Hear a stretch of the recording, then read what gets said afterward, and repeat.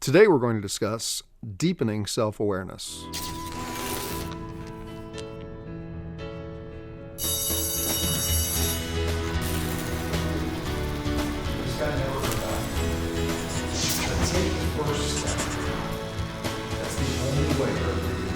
In the past 7 months, we've covered a lot of topics in Self-Awareness 101. We've talked about belief systems. We've talked about active listening skills. We've talked about dealing with external resistance to change, establishing boundaries.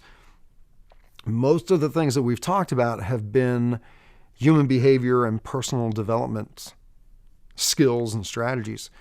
And feedback that I have gotten often is questioning, are you going to get into deeper levels of self-awareness, understanding the nature of things?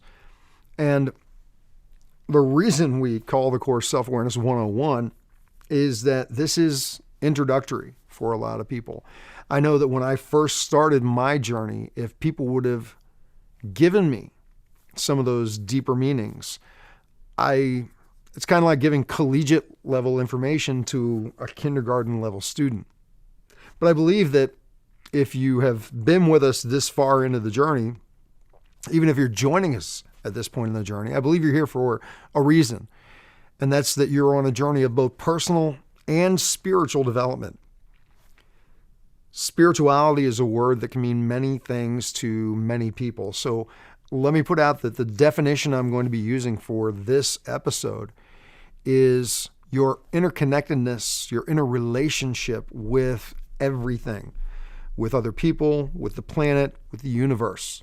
Now, for me, when I was younger, spirituality was tied to religion. I was brought up in a very specific religion that taught me very specific rules that I needed to follow, or I would be condemned to eternal suffering. For those of you who have been following my journey in the Self-Awareness 101 series, you'll know that there were experiences that took me very far away from what my religious upbringing was, to the point where I actually had used the term in a conversation with someone one time that God and I had a hate-hate relationship. I was sure, because of the life I was living, that God hated me and I was hating him right back. And because there was a point that came in my life where I was trying to get sober and I was using a 12-step program to achieve that outcome, I was told that one of the things I needed to do was to turn my will and my life over to a power greater than myself. Instantly, my definition of that was that I was going to have to go back to my childhood religion. And I had done so much by that point that was out of line with my religion that just wasn't going to happen. I mean, I actually told the person, if that's my only option of staying sober, I have no hope of staying sober. And this gentle biker, who was also into his own recovery, said to me, "Will, you don't have to believe in the God of your youth. Find something that makes sense to you. I mean, do you at least believe that there's something out there beyond you? You didn't create all these things." And I'm sad to say, yeah, I'm smart enough to realize that I didn't form the earth and all these other things. And he said, "Is there anything in your religion that did make sense to you?" And there were bits and pieces that did. And he asked me, take a look at what makes sense to you and what doesn't. And the things that don't make sense to you, question them. Look at other possibilities. And I had to look at a part of my life that I was always very proud of. And that is that in my bloodline, there is Native American blood. And when I was growing up, I was always fascinated by the way that Native American Indians understood the circle of life. You know, they would not take life, whether that was an animal or a tree or a plant, without making it a blessed and sacred experience. They would literally pray to their gods to bless that animal or that tree or that vegetable before they took it. And then they would make sure to use every part of it so that they honored the fact that this other life force and again, plants have life force just like animals do, this other source of energy was contributing to their well-being, they would honor that. And I always was fascinated by the peace that came from that. So when Bill suggested to me to start looking at what resonated with me, I looked at Native American approaches to life. And I looked at science. I recognized this alignment between the Native American belief that everything was connected and science telling me that if you break everything down to its simplest form, it's simply energy. Then I started looking at the religion I grew up in, and there was an alignment in the belief there. It was saying that all these things in the universe came from one source. Again, everything connected Native American, energy science, my religion saying that everything came from this infinite source. And I decided that I would start looking at all different approaches to belief systems about who we are, what connects us. So I would look at scientific approaches, whether it was Newtonian physics, quantum physics, metaphysics. I would look at Native Americanism. I would look at any religion that I could study things about.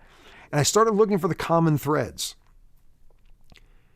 Through that, I was able to develop a definition of spirituality that served me in helping me become who I am today. Now, I will also say that questioning these things can be a very scary process, because when I was little, I was told that if you even questioned God, you ran the risk of making him very angry, and making God angry was a very bad thing. Eternity, suffering, just for asking questions. So I understand that for some of you, even exploring other possibilities than the belief systems that you grew up with may be a very scary thing, and you may not be willing to do it. And that's okay. That's your choice. I know for me, I needed to find things that I could have certainty in, rather than just believing because somebody told me that I had to believe these things. So what I want to offer to you is that if you are on this journey of personal and spiritual development, because my belief is they are interconnected, you're not going to separate them. You may try, but in time you'll find that they are connected. You are going to have to question some of those things that just don't make sense to you. And it's okay to do that. I don't know if my telling you that makes a difference, but it is truly okay to question those things. I know that through doing all the exploration I've done over the past 20 years, there are things within the religion that I grew up in that make sense to me now that never did before. So what I invite you to do this week is to take some quiet time, really think about this, and ask yourself, what are some of the core beliefs that I have that I was given by other people that I hold on to, but they don't make sense to me and they don't serve me? And ask yourself, are you willing to start exploring these belief systems and looking for other possibilities? It's a very freeing experience. It may give you more certainty in that belief, or it may have you look at alternatives.